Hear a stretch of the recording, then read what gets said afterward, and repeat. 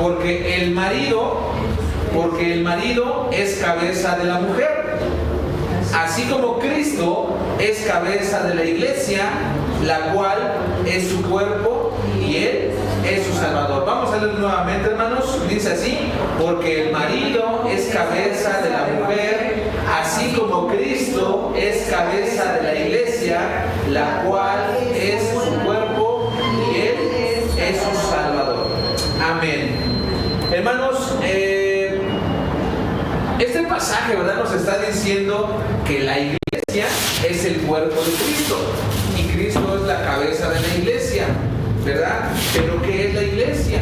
¿Quiénes son la iglesia? ¿Verdad? En primer lugar, vamos a diferenciar lo que es una iglesia de un templo, ¿verdad? Porque muchas veces hemos usado mal esta palabra, ¿verdad? Hemos usado mal la palabra iglesia. Cuando vamos en el camión, vamos en la combi, le decimos a por favor, y me deja pasando la iglesia, ¿verdad? O me deja subir en la iglesia de tal calle, ¿no? Y a veces usamos esa palabra de esa manera para dar una referencia, una ubicación, para dar un domicilio, etcétera, etcétera. Y hemos empleado mal la palabra iglesia. En primer lugar, hermanos, vamos a ver que un templo es una construcción, es un edificio, es una casa. Esto puede ser un templo, ¿verdad? Un templo quiere decir que lleva material. En este caso si hablamos de una casa, tiene ladrillos, tiene varillas, tiene cemento, ¿verdad? Tiene material de construcción. En algunos casos tiene algún diseño arquitectónico, ¿verdad? Un templo. Y entonces hemos empleado mal la palabra iglesia para referirnos a un templo, ¿verdad? Entonces el templo, hermanos, es el edificio, es un lugar destinado para llevar a cabo cultos espirituales. Ese es un templo, ¿verdad? Un lugar destinado, dedicado al servicio a Dios. Ese es un templo. Nuestro propio cuerpo es el templo del Espíritu Santo. Nuestro cuerpo, que es materia, que es carne, que es hueso, ¿verdad?, que son tejidos. En nuestro cuerpo habita el Espíritu Santo. Dice la Biblia que ¿no sabéis que nuestro cuerpo es templo del Espíritu? ¿Verdad? Y asimismo, este lugar bien puede hacer la función de un templo, donde nos reunimos para escuchar la palabra de Dios, donde nos reunimos para alabar a Dios, para orar a Dios, ¿verdad? Bueno, esa es la definición del templo, es la construcción, es algo material donde está destinado, donde un grupo de personas se reúnen con un fin espiritual. Muy bien, ahora vamos a ver qué es la iglesia. La iglesia viene del griego eclesia, con K de kilo, eclesia, ¿verdad? Y la eclesia o la iglesia en la antigüedad era una asamblea, era un grupo de personas que se reunían para tratar algún asunto y tomar decisiones de cualquier índole. En la antigüedad, vuelvo a repetirlo, los griegos le decían a un grupo de personas que se reunían para tratar algún asunto, era la iglesia. Era de cualquier índole, no era espiritual ni religioso. Esa es la raíz de la palabra iglesia. Hermanos, pero no siempre se le nombró al grupo de creyentes, a un grupo de personas con una misma fe, no siempre se les llamó iglesia. En la antigüedad se le llamaba la congregación, ¿verdad? La congregación en el Antiguo Testamento, en los Salmos, en otros pasajes del Antiguo Testamento, incluso del Nuevo Testamento, dice que la congregación era ese grupo de personas. Y fue hasta el Nuevo Testamento, hermanos, que se le llamó iglesia a una comunidad cristiana unidas por la fe en Jesucristo. A toda esa gente que había sido regenerada, que había sido transformada por la palabra de Dios, que había sido guiada por el Espíritu Santo, a esas personas se les llamó iglesia. Hoy, ¿verdad? Si bien pudiéramos decir que a este grupo de personas nos pudiéramos llamar la iglesia de Acolman, es decir, el grupo de personas, el grupo de gente que ha creído en el Hijo de Dios, ¿verdad? Y que tenemos una fe en común. Entonces nos podríamos llamar la iglesia en Acolman, es decir, la iglesia es el grupo de personas que han creído y que tienen en común la fe en Jesucristo. Muy bien. Ok, hermanos. Ok, entonces esa congregación, esa gente que ya ha sido reconciliada con Dios, que ya ha sido limpiada por la sangre de Cristo, es de manera espiritual el cuerpo de Cristo. Vuelvo a repetirlo. Este grupo de personas que ya hemos sido reconciliados con Dios, que ya no estamos enemistados con Dios, sino que ya hemos sido lavados, restaurados, que ya hemos sido perdonados por Jesús, ¿verdad? Somos el cuerpo de Cristo. Es lo que ahorita leímos en Efesios 5:23, ¿verdad? Y entonces Cristo es la cabeza de este cuerpo, de esta iglesia. Vamos a volver a leer Efesios 5:23. Dice así la palabra de Dios: porque el marido es cabeza de la mujer, así como Cristo es cabeza de la iglesia, la cual es su cuerpo y Él es su Salvador. ¿Sí, hermanos? ¿Vamos bien? Nosotros pudiéramos ser una iglesia, si se añaden más personas, ¿verdad? Es un cuerpo más nutrido, más grande, y seríamos el cuerpo de Cristo, y Cristo sería la cabeza de esa iglesia y sería nuestro Salvador. Pero hermanos, surgiría un par de preguntas. ¿Por qué sería un cuerpo espiritual si somos de carne y hueso? ¿Por qué nosotros como seres humanos, dice la Biblia, que somos el cuerpo de Cristo? Si Cristo es espíritu, si Cristo físicamente no está con nosotros, físicamente, ¿por qué dice entonces que la iglesia es el cuerpo espiritual de Cristo? Por lo menos, hermanos, vamos a ver 6 respuestas. Hay muchas más, ¿verdad? En primer lugar, ¿verdad? Somos el cuerpo de Cristo, somos un cuerpo espiritual, en primer lugar, porque Dios es espíritu. Y Dios nos ha formado a los seres humanos, nos ha hecho seres morales y nos ha hecho seres espirituales.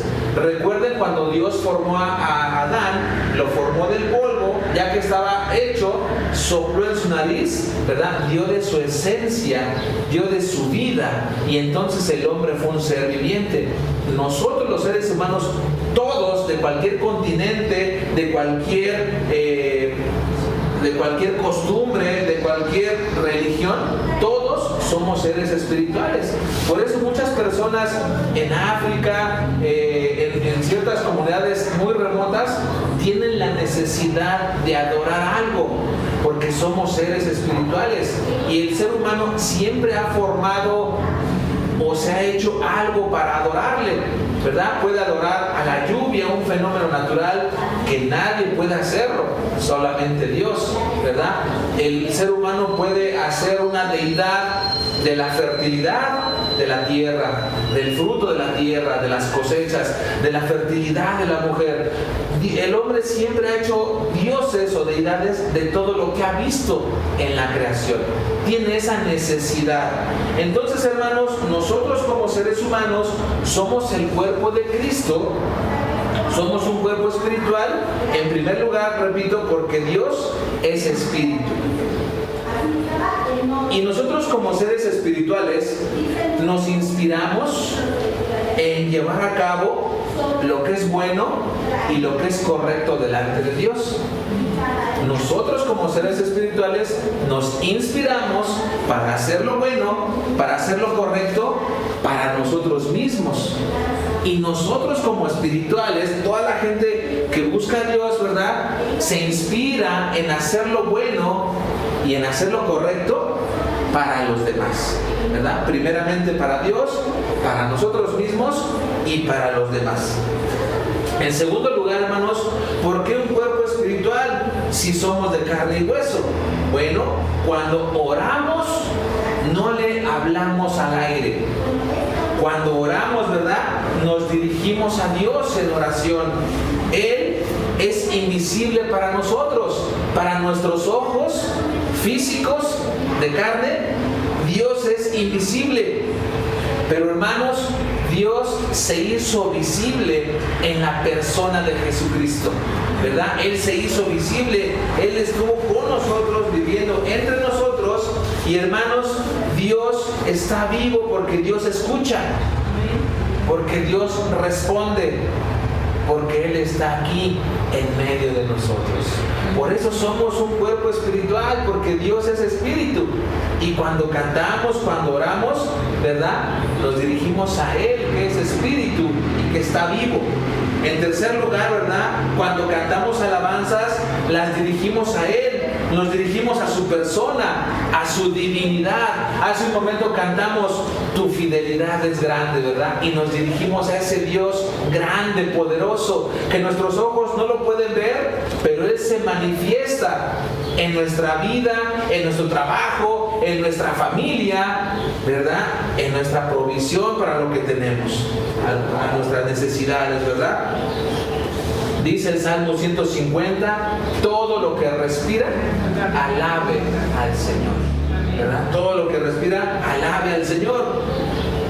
Respuesta número 4. ¿Por qué si es un cuerpo espiritual y somos de carne y hueso, por qué somos el cuerpo de Cristo?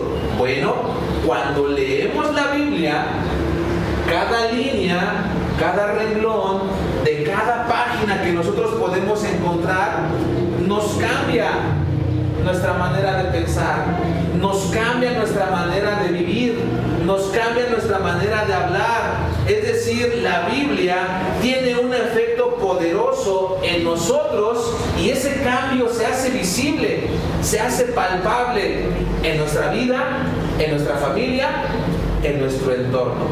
Por eso somos el cuerpo espiritual de Jesús, porque somos espirituales al ser transformados por la palabra de Dios, ¿verdad? Somos un cuerpo espiritual porque somos guiados por el Espíritu Santo. Ya no tomamos decisiones a la ligera. Cuando tenemos que tomar una decisión importante, acudimos a Dios en oración y le decimos, Señor, guíanos, muéstranos tu voluntad, muéstranos para que tú, Señor, nos guíes por el camino correcto, para que podamos tener decisiones adecuadas, apropiadas.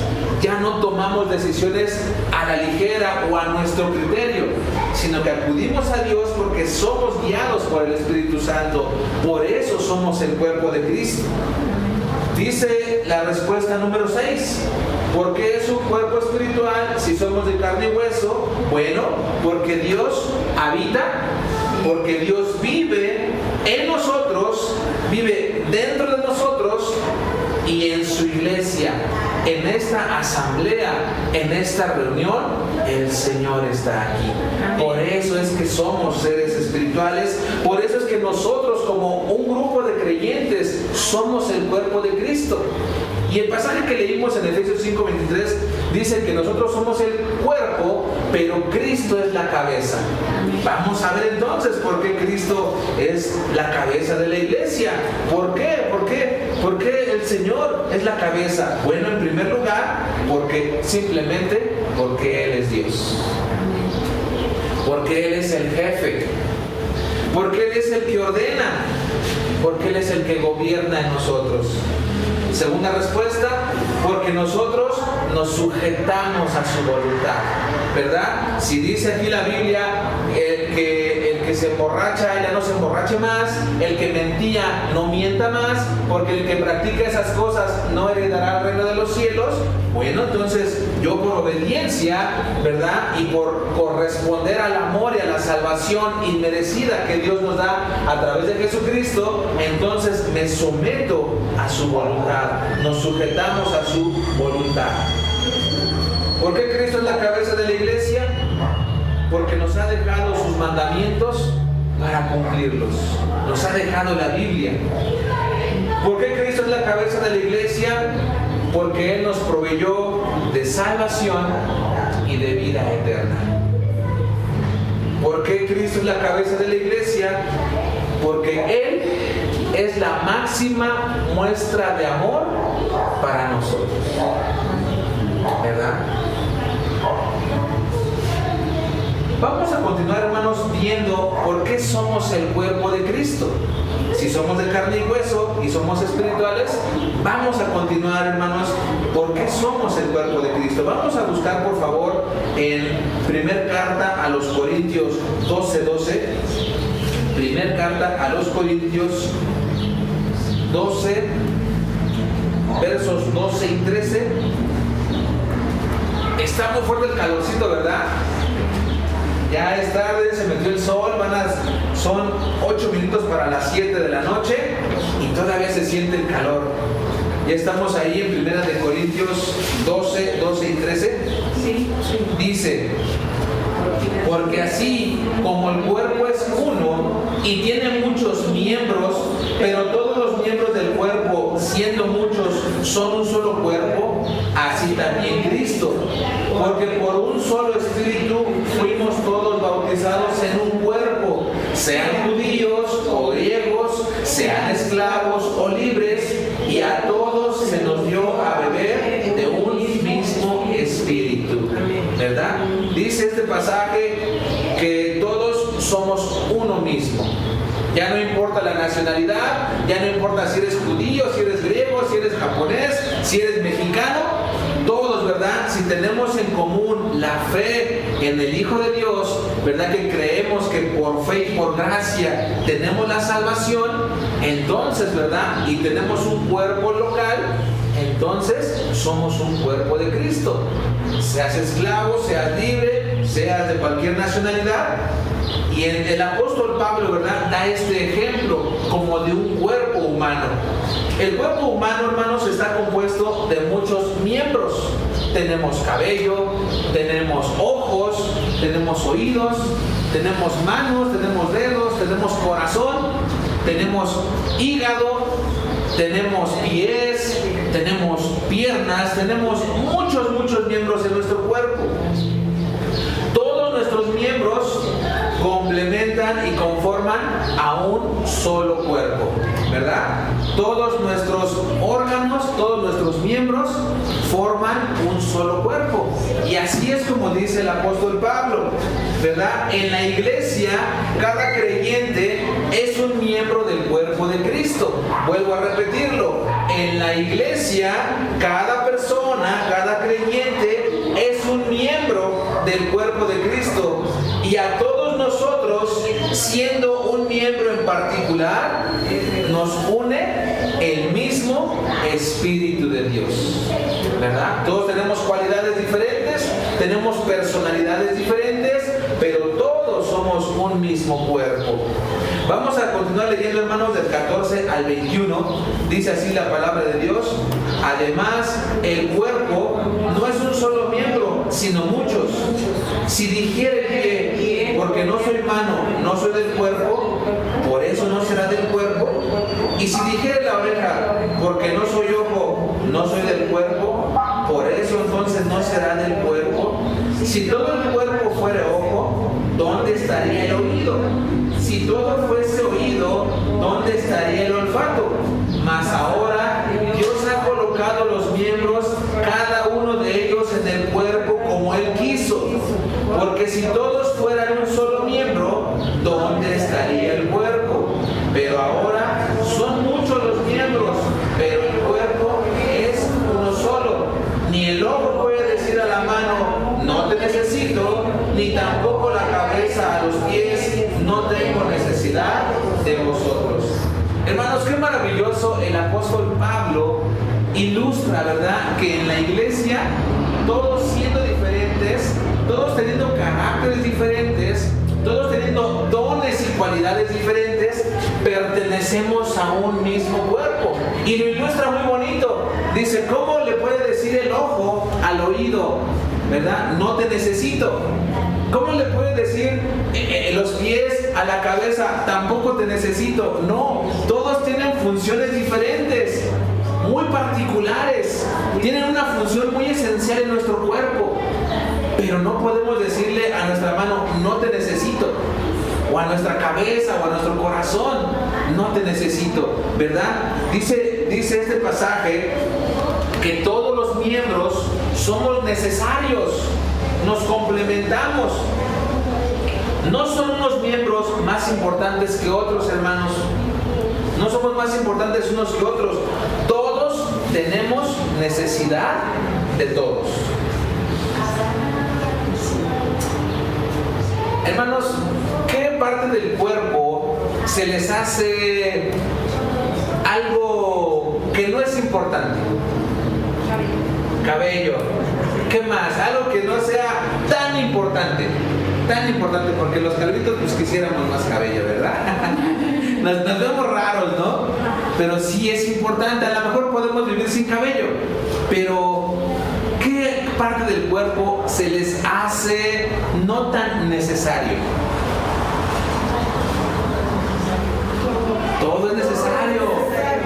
Todo es necesario, ¿verdad? En algunas fábricas donde manejan máquinas cortadoras en las manos, algunos dedos son más caros que otros. Si se cortan un dedo, por ejemplo el chiquito, el meñique, tiene un valor. Si te accidentas, el seguro de la fábrica o de esa empresa te paga una cantidad por este dedo. Este dedo tiene otro precio. El dedo medio tiene otro precio. El dedo índice tiene otro precio. Pero el dedo pulgar es el más caro de todos. Porque si tú no tienes el dedo pulgar, entonces no pudieras abrazar un volante, la escoba, ¿verdad? No pudieras agarrar cosas, abrazarlas para sujetarlas bien. El dedo pulgar, aunque es el más chiquito, pero es el más caro en una empresa, ¿verdad? Entonces todos nuestros miembros son muy importantes. ¿Pudiéramos vivir sin alguna parte del cuerpo? Sí, pero nos hace falta, ¿verdad? Nos hace falta, estamos incompletos. Hemos visto en las calles o en la televisión personas que a lo mejor no tienen un brazo, no tienen un pie o una pierna. Pueden vivir, pueden funcionar, pero les hace falta una parte de su cuerpo. Entonces, hermanos, qué maravilloso que el apóstol Pablo nos ilustra que nosotros, cada creyente, es un miembro importante en la iglesia. No podemos decirle al hermano o a la hermana, no te necesito, tú no eres importante. No, porque todos somos importantes para el cuerpo de Cristo. Por eso somos un cuerpo espiritual, ¿verdad? Somos el cuerpo de Cristo. En la iglesia, hermanos, no todos sirven de la misma manera. En una iglesia no todos son de la alabanza, no todos tocan un instrumento, no toda la congregación toca la guitarra, ¿verdad?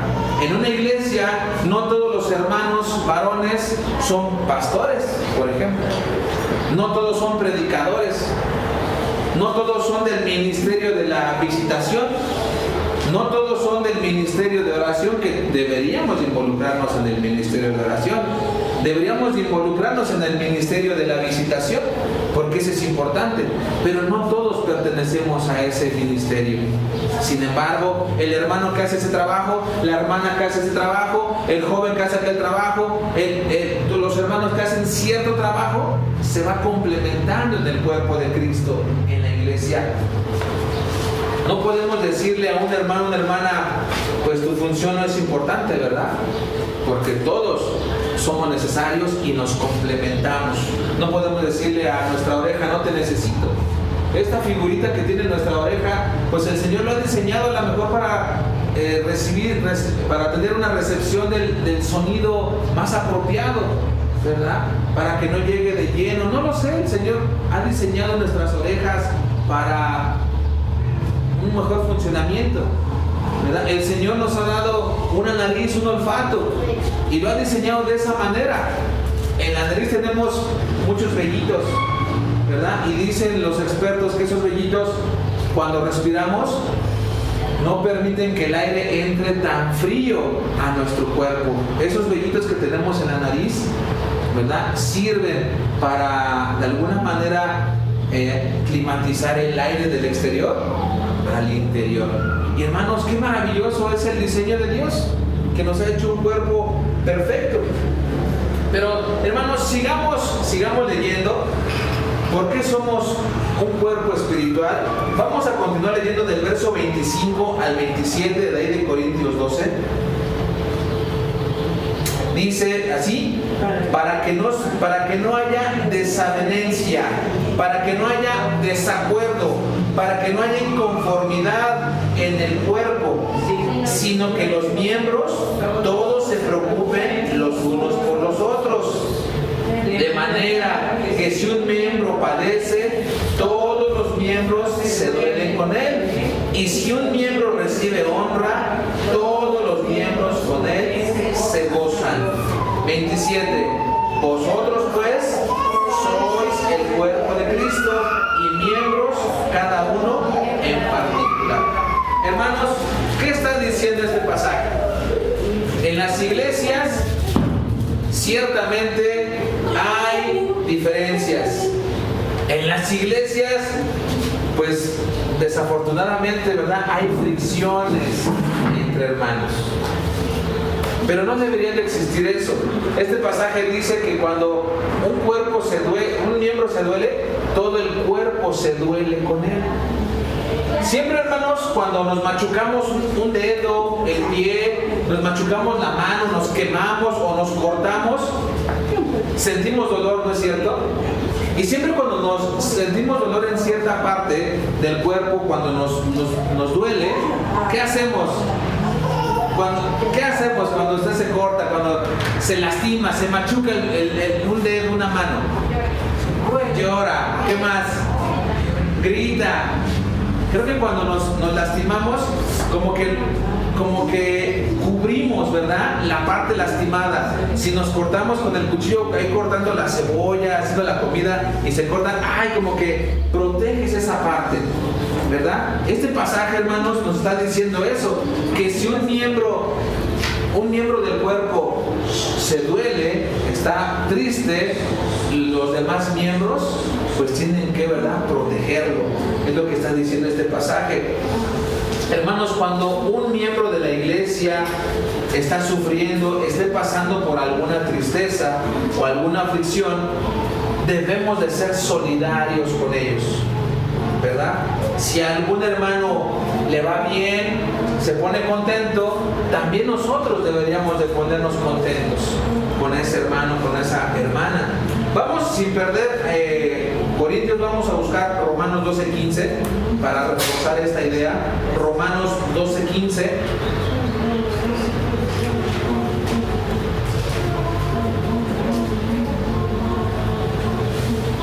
Dice así la palabra de Dios, ya está en su pantalla: gócense con los que se gozan, llorad con los que lloran.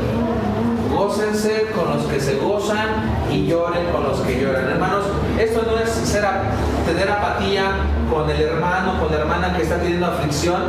Debemos de sentir también su tristeza. Debemos acercarnos para ver en qué podemos ayudar, para ver en qué podemos servir, para ver, ¿verdad?, en qué podemos ser de sustento para ese hermano, para esa familia, para esa hermana.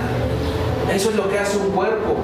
Cuando nos cortamos, enseguida tratamos de proteger nuestro dedo, nuestra parte que nos duele, y con el cuerpo ya tratamos de protegerlo. Eso es lo que tenemos que hacer con algún hermano, con alguna hermana. Y si a algún hermano le va bien y le pasó algo bonito, le subieron el salario, lo subieron de puesto, se quedó en la prepa, en la secundaria, en la universidad, se quedó en el trabajo que quería y está contento, debemos también gozarnos con él, porque somos un cuerpo, ¿verdad? A la iglesia, hermanos, en la iglesia es a donde todas las personas llegamos lastimados.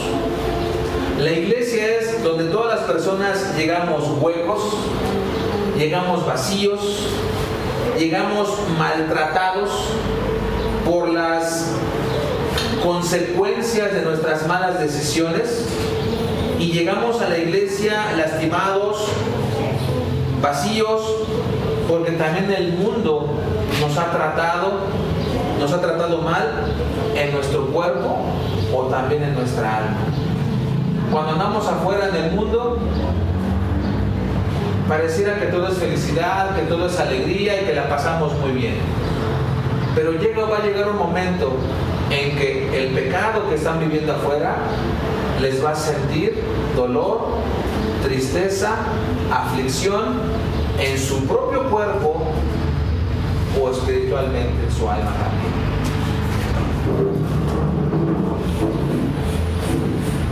Hermanos, la iglesia es donde cada persona llega emocionalmente, espiritualmente quebrantados, rotos, lastimados. Pero hermanos, hay algo muy bonito también, que la iglesia es como el hospital que Dios ha establecido, donde podemos encontrar el amor de Dios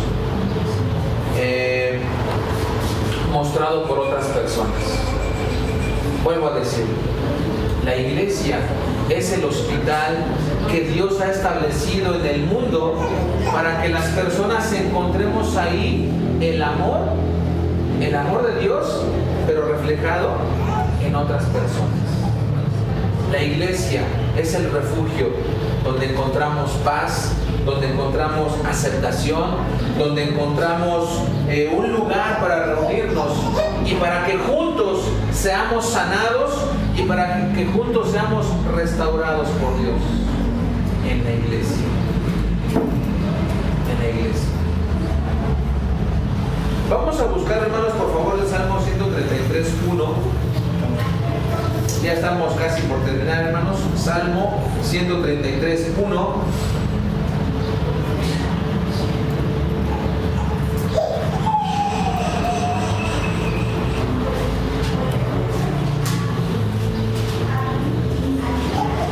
Y después nos brincamos al verso 3, pero la última parte. Salmo 133:1 lo leemos y después nos saltamos al verso 3, la última parte. Dice así: mirad cuán bueno y cuán delicioso es habitar los hermanos juntos en armonía, porque allí envía Jehová bendición y vida eterna. Dice el salmista: vean, observen, dense cuenta qué bueno y qué agradable es que los hermanos habiten juntos en armonía. En una iglesia, en una congregación, dice el salmista, observen, dense cuenta qué maravilloso es que los hermanos convivan en armonía. Y dice la última parte del verso 3, porque ahí envía Jehová bendición y vida eterna. Hermanos, como nosotros como cuerpos de Cristo tenemos que tener este sentir de estar en armonía, no de tener discordias, no de tener desacuerdos, no de tener fricciones. Si las hay, si existiera, tenemos que ser maduros, tenemos que ser hombres y mujeres pues que podamos resolver cualquier situación que haya en la iglesia, para que el Señor bendiga, para que el Señor derrame de sus bendiciones y más personas vengan al conocimiento de la verdad en la iglesia. La iglesia es el testimonio, la iglesia es la evidencia de que Cristo ha cambiado las vidas de esos creyentes. No podemos andar, hermanos, peleándonos, perdón por la expresión, no podemos andar como perros y gatos dentro de la iglesia. La gente se da cuenta. ¿Qué testimonio estamos dando? Tenemos que ser maduros y resolver los problemas como Dios manda en la Biblia. Dios quiere que habitemos juntos, funcionando correctamente, sin discordias, sin desavenencias. Vamos a buscar, hermanos, por favor, el libro, el Evangelio de Mateo 28, capítulo 28, Mateo 28.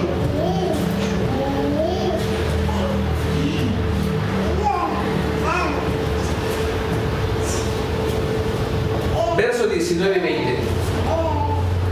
Mateo 28, verso 19 y 20 dice, está hablando el Señor Jesucristo, dice, por tanto, id, vayan y hagan discípulos a todas las naciones, bautizándolos en el nombre del Padre y del Hijo y del Espíritu Santo, enseñándoles que guarden todas las cosas que os he mandado, y he aquí, yo estoy con vosotros todos los días hasta el fin del mundo. Amén. ¿Verdad?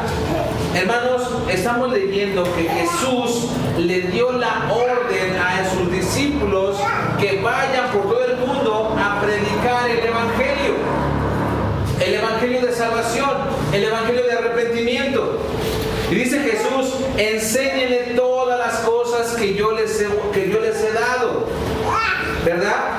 Para bautizarlos, es decir, para que se hagan más discípulos, para que el evangelio crezca, para que la iglesia crezca y se difunda. Hermanos, pero Jesús estaba diciendo que eso era suficiente, ¿eh? Nada más de que vayan y prediquen y los bauticen y ya, ahí se acababa todo. Ahí se termina el trabajo del misionero o de un predicador. No, la respuesta es no. Quien dijo no, ya se ganó una estrellita en la frente. Exactamente, hermanos, no, eso no es lo suficiente, no termina ahí el trabajo.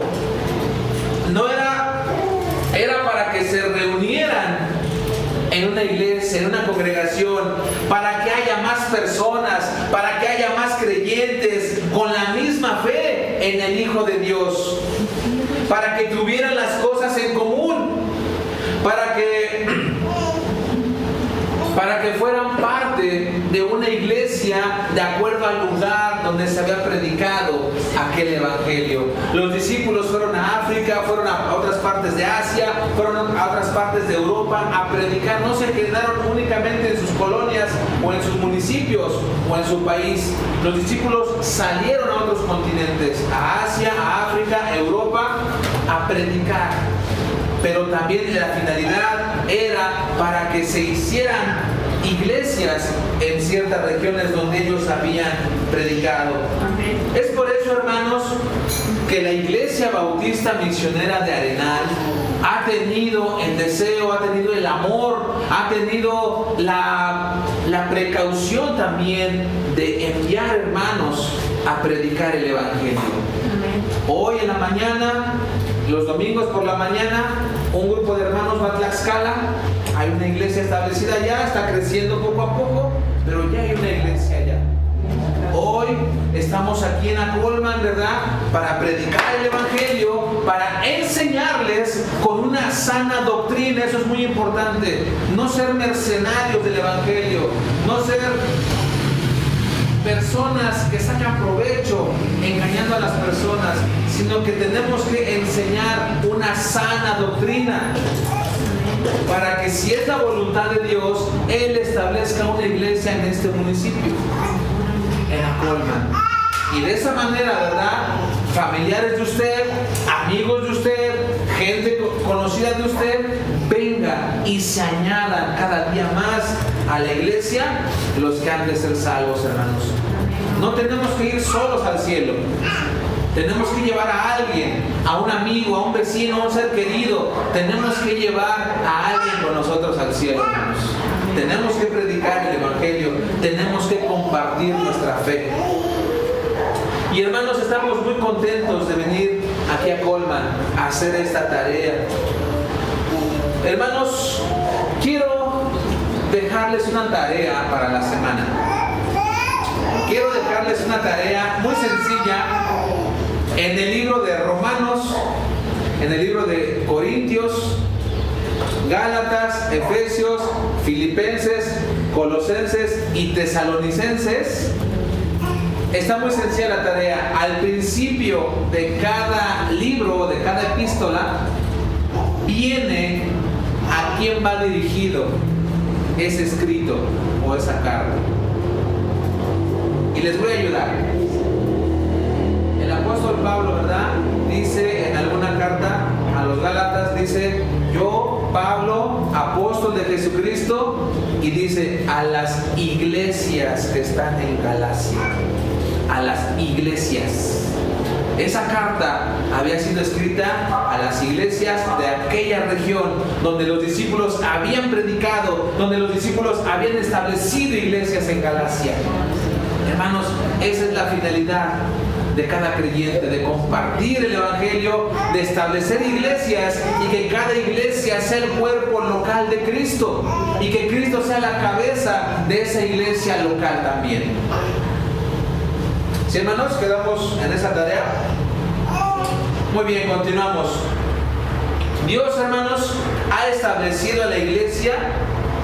Dios ha establecido, ha formado a la iglesia también para unirnos con Él mismo. Hermanos, si bien la iglesia es un cuerpo espiritual, si bien la iglesia es espiritual y Dios es espíritu, o sea, Dios es invisible, pero al mismo tiempo la iglesia, nosotros los creyentes, ¿verdad? Nos podemos ser visibles porque estamos aquí en la tierra, por nuestro testimonio, podemos dar la evidencia, podemos ser visibles que Dios nos ha cambiado, que Dios nos ha transformado. Si yo me emborrachaba, ya no me emborracho más. Si yo mentía, ya no miento más. Si yo robaba, ya no voy a robar más. Entonces, ¿verdad? Es evidente que ese poder espiritual de la palabra de Dios y de su espíritu ha transformado nuestro corazón. Un corazón de roca, un corazón duro, un corazón entenebrecido. Muy bien, hermanos, conclusión y para terminar. Tenemos que dejar ver a Cristo en nuestras vidas.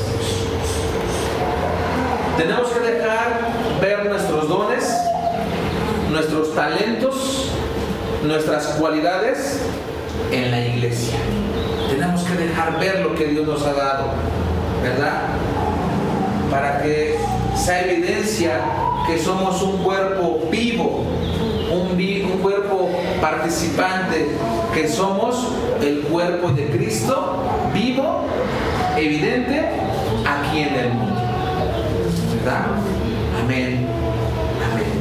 Pues, hermanos, Dios les bendiga mucho y por favor les dejo esa tarea desde Romanos, Corintios, Gálatas, Efesios, Filipenses, Colosenses y Tesalonicenses, ¿verdad? Ahí viene dirigido a quien, viene el apóstol Pablo o el escritor de esa epístola, a quien va dirigido, ¿verdad? Entonces, por favor, quiero que lo hagan en la semana, se los pido con mucho respeto, para que nos demos cuenta, ¿verdad? Que cada iglesia local es el cuerpo de Cristo.